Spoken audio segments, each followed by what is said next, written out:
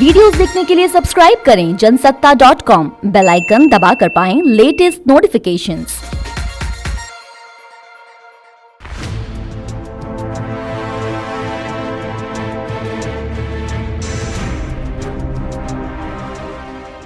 नमस्कार, मैं उपेंद्र कुमार। जनसत्ता में आपका स्वागत है। पिछले विधानसभा चुनावों में कांग्रेस और फिर लोकसभा चुनावों में बसपा के साथ गठबंधन करके हार का सामना कर चुके अखिलेश यादव ने साल 2022 में 10 का दम दिखाने का फैसला किया है। हम बात कर रहे हैं उन 10 छोटे दलों के साथ सपा के गठबंधन की, जिनके साथ या तो डील फाइनल हो चुकी है या फिर बात चल रही है। जनसत्ता की इस खास रिपोर्ट में आइए जानते हैं वो 10 दल कौन से हैं और उनके सपा के साथ जुड़ जाने का चुनाव पर क्या असर पड़ सकता है। मगर उससे पहले अगर आपने अभी तक हमारा चैनल सब्सक्राइब नहीं किया है तो फौरन कीजिए और बेल आइकन ज़रूर क्लिक कीजिए ताकि हर अपडेट तुरंत मिले। तो चलिए शुरू करते हैं।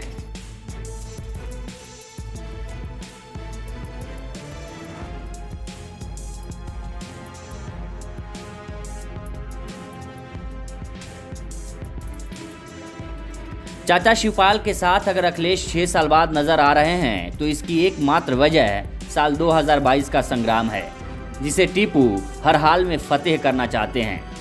मुकाबला बीजेपी से तो है ही, जिसने अपनी सोशल इंजीनियरिंग के दम पर सपा के परंपरागत वोट बैंक को छिन्न भिन्न कर दिया है।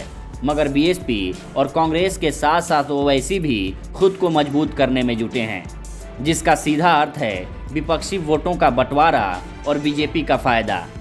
ऐसे में बाकी बचे छोटे दलों को साथ लेकर टीपू एक ऐसा मजबूत गठबंधन बना लेना चाहते हैं जो उन्हें फिर से यूपी का सुल्तान बना दे।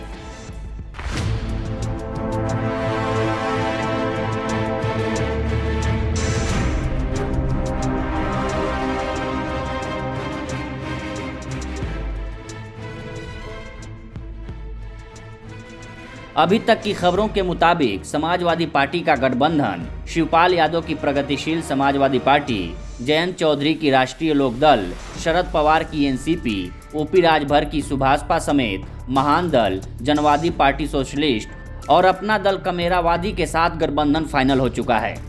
रालोद को जाट बाहुल्य पश्चिमी यूपी की 70 से 80 सीटों पर प्रभावशाली माना जाता है, तो अवध और बुंदेलखंड की करीब 50 सीटों पर चाचा शिवपाल यादव अच्छी पकड़ रखते हैं। पूर्वांचल की करीब इतनी ही सीटों पर सुभाषपा भी अच्छा खासा असर रखती है। बाकी बचे दल बीजेपी के सोशल इंजीनियरिंग की तोड़ निकालने में सपा की मदद कर सकते हैं, क्योंकि गैर यादव और गैर जाटो दलित और पिछड़ा वोटर इनकी अच्छी पकड़ मानी जाती है।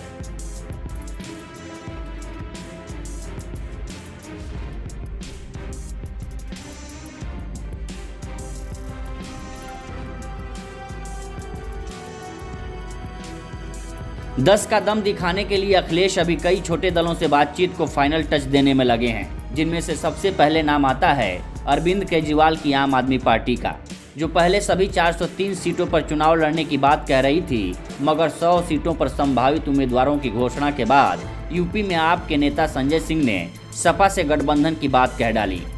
इसी तरह चंद्रशेखर आजाद की आजाद समाज पार्टी कांशीराम के साथ बातचीत भी अंतिम दौर में है, जिसके जरिए अखिलेश यादव मायावती के ट्रेडिशनल जाटो वोट बैंक में सेध मारने की तैयारी कर रहे हैं।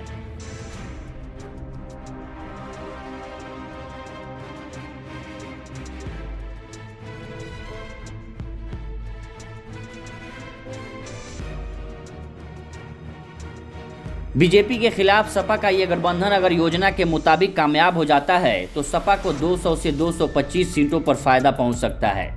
पश्चिमी यूपी में जहां जयंत चौधरी और चंद्रशेखर आजाद सपा के दाहिने और बाएं हाथ साबित हो सकते हैं, तो वहीं अवध बुंदेलखंड में प्रसपा और पूर्वांचल में सुभाषपा और अपना दल कमरियावादी के जरिए 100 सीटों पर वोटों के बंटवारे को रोकने में कामयाबी मिल सकती है। मगर ये सब इतना आसान भी नहीं है, क्योंकि असली पेंच फंसने वाला है सीटों के बंटवारे को लेकर। राजनीतिक पंडितों की माने तो जयंत चौधरी वेस्ट यूपी की 40 से 45 सीटों पर चुनाव लड़ने की इच्छा जता चुके हैं और पूर्वांचल में इतनी ही सीटों की आस सुभाषपा भी लगाए बैठी है। उधर करीब 9% यादव वोटों और बुंदेलखंड अवध बेल्ट की 45 से 50 सीटों पर दबदबा रखने वाले शिवपाल यादव भी सम्मानजनक सीटों की बात कर रहे हैं। आम आदमी पार्टी जो पहले ही 100 सीटों पर संभावित कैंडिडेट का ऐलान कर चुकी है, करीब 2.5 अंक पर सीटों का दावा तो चंद्रशेखर आज़ाद और दूसरी छोटी पार्टियां भी कर रही हैं, जबकि खबरों के मुताबिक सपा का खुद का संगठन भी कम से कम 300 सीटों पर चुनाव लड़ना चाहता है। ऐसे में सबको संतुष्ट रख पाना और बगावत से निपटना आसान काम नहीं होगा।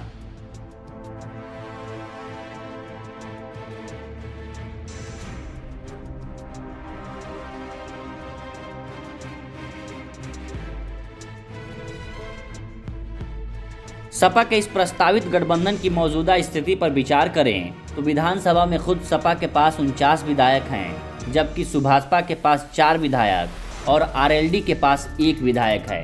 जबकि 304 सीटों के साथ बीजेपी सबसे बड़ी पार्टी है, वहीं बीएसपी के पास 15, कांग्रेस के पास 7 और 3 विधायक निर्दलीय हैं। ऐसे में टीपू अपना 10 का दम दिखाकर विधानसभा का गणित 2022 में बदल पाते हैं, ये देखना दिलचस्प होगा। आप क्या सोचते हैं, हमें कमेंट सेक्शन में बताइए और यूपी चुनावों से जुड़ी हर खबर के लिए बने रहिए जनसत्ता के साथ।